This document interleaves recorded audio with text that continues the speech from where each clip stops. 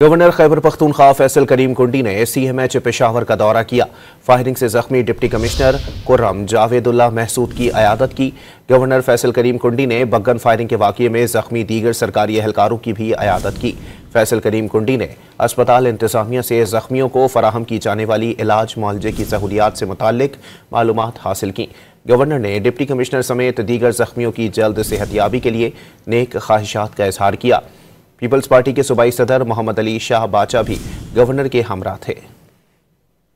Governor Khyber Pakhtunkhwa Faisal करीम कुंडी ने CMH Peshawar का दौरा किया।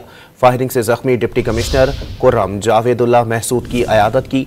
गवर्नर फैसल करीम कुंडी ने बगन फायरिंग के वाक़ये में जख्मी दीगर सरकारी एहलकारों की भी अयादत की। फैसल करीम कुंडी ने अस्पताल इंतजामिया से जख्मियों को फराहम की जाने वाली इलाज मुआलजे की सहूलियात से मुताल्लिक मालूमात हासिल की। गवर्नर ने डिप्टी कमिश्नर समेत दीगर जख्मियों की जल्द सेहतयाबी के लिए नेक ख्वाहिशात का इजहार किया।